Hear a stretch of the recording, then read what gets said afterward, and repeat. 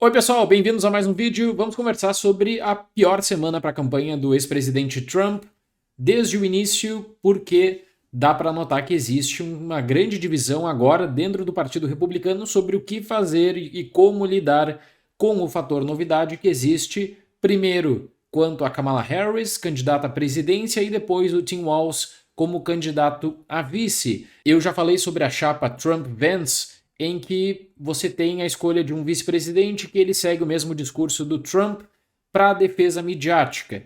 E agora o Walz, ele é uma escolha da Kamala Harris que ele também vai defender muito o Partido Democrata e vai, de certa forma, mirar para ataques para o Trump. O que a Kamala Harris não vai fazer, o Walz vai acabar fazendo no cenário nacional. E tem uma questão muito importante que eu colocaria aqui, que o Walz ele sabe discursar muito bem, né? Não é um político que precisa do teleprompter, não precisa ficar lendo.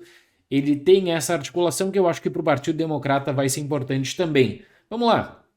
Por que a pior semana de campanha do Trump até agora? Eu vou listar alguns fatores aqui. Vamos começar com a questão que diz respeito aos documentos que foram enviados para vários sites dos Estados Unidos, especialmente para o político.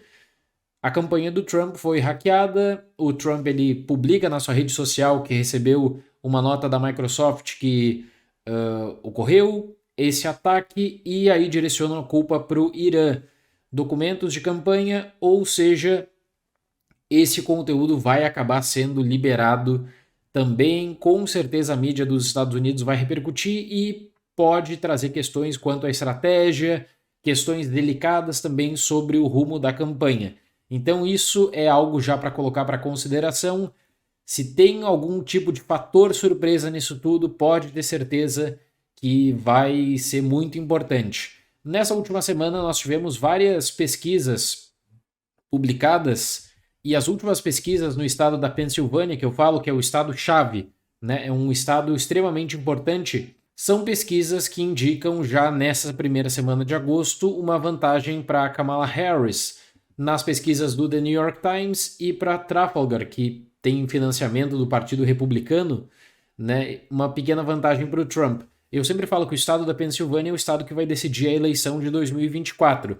Então existe essa vantagem para Kamala Harris. Sabe aquele discurso todo do Trump como mediador pacífico?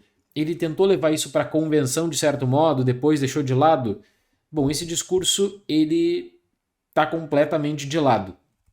Entrando na própria rede social do ex-presidente, na Truth Social, dá para notar também como ele passa a se comunicar muito mais como ele fazia no Twitter nas eleições de 2016 e 2020, em que ele fecha pro Make America Great Again. Só que qual é a questão? O apoiador do Trump ele não vai deixar de votar no Trump. Né? Ele não vai considerar abrir mão do seu voto para o Trump, como apoiador da Kamala Harris, não vai considerar votar no Trump e deixar de votar na Kamala Harris. O que vai decidir a eleição é a capacidade de convencer o eleitor independente. E eu acredito que um grande problema que o Trump tem é de justamente buscar comunicação com o eleitor independente que está na dúvida. E isso é extremamente comum. A dúvida você vai tirar quanto a questão da imigração, você vai tirar quanto a questão da economia, sobre plano de governo mesmo. Aí, nesse caso, o Joe Rogan, que tem o maior podcast dos Estados Unidos também, que falou sobre o Robert Kennedy Jr., que acha que tem a melhor plataforma, já direciona esse apoio para o Robert Kennedy Jr. e aí o Trump coloca, por exemplo, na sua rede social a questão de que ele vai ser vaiado, vai ser interessante ver, né, o quão alto o Joe Rogan vai ser vaiado no próximo evento do UFC. Então ele meio que ele fecha totalmente para o Make America Great Again e não abre essa possibilidade de justamente buscar no eleitor do Robert Kennedy Jr. ou no eleitor independente que não considera votar nessa eleição porque não se vê representado nem por Trump nem por Kamala Harris, ele não abre essa possibilidade de comunicação. Na verdade ele fecha, ele já fala assim, olha, se vai votar no Robert Kennedy Jr. tem que ser vaiado ou tem que ser descartado porque essa eleição é uma eleição muito importante. Ele já falou que é a eleição mais importante dos Estados Unidos, né, na sua opinião, etc. Eu notei também várias outras coisas, dando uma olhada no conteúdo que é publicado. Esse conteúdo do Donald Trump na Truth Social, ele é um conteúdo que ele está restrito. para quem é apoiador do Trump, para quem está nessa rede social. Eu acredito que nessa semana tem a entrevista do Elon Musk com o Trump.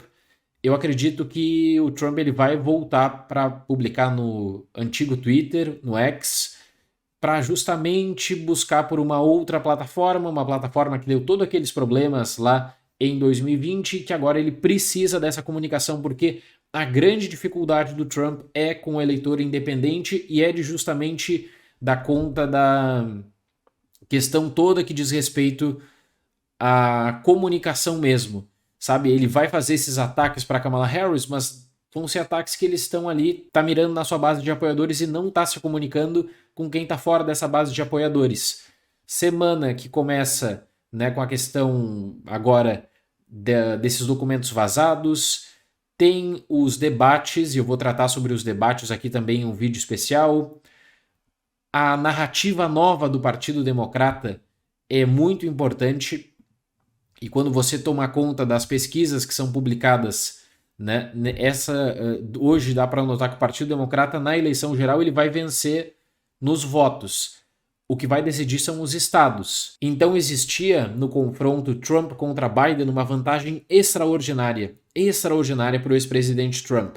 No confronto Trump contra Harris, ainda que a Kamala Harris não seja uma política popular no Partido Democrata, eu falei várias vezes isso, não seria o principal nome do partido em várias outras ocasiões, mas como ela é a vice-presidente, ela herda simbolicamente essa chapa do Biden e ela se coloca e o partido abraça esse nome, agora esse fator novidade ele pode ser determinante e o Trump ele precisa tentar articular um discurso não só para sua base de apoiadores, mas para o eleitor independente. E o que mostrou nessa semana? O Trump ele não está conseguindo se comunicar com esse eleitor independente ainda.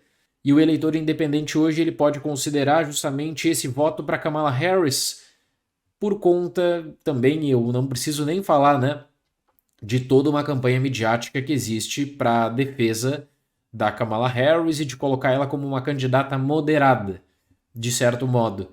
Quando você tem as manifestações na Truth Social do Trump justamente fazendo o contrário, né, e buscando fixar o seu discurso como se fosse 2016 e 2020, e essa é uma eleição diferente, dá para notar como eu acredito que falta um direcionamento melhor e para justamente não se mostrar como esse candidato só fechado para sua base de apoiadores, porque só isso não ganha uma eleição.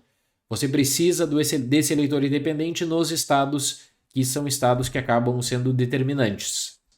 Trazendo aqui um mapa com algumas das projeções, levando em conta os resultados das últimas pesquisas, para atualizar isso também para vocês. Em Nevada, Kamala Harris na frente em todas as últimas pesquisas. No Arizona, ainda uma vantagem para o ex-presidente Trump, assim como na Geórgia também. A grande diferença é que em Wisconsin e Michigan, a Kamala Harris mostra uma liderança. Então, olha esse cenário aqui de hoje. Levando em conta suas pesquisas, 257 democratas, 262 republicanos, precisa de 270 votos no colégio eleitoral para vitória. E qual vai ser a decisão? Vai ser o estado da Pensilvânia, que hoje aponta vantagem para Kamala Harris, e por isso que em várias projeções, hoje a Kamala Harris tem uma vantagem contra o ex-presidente Trump.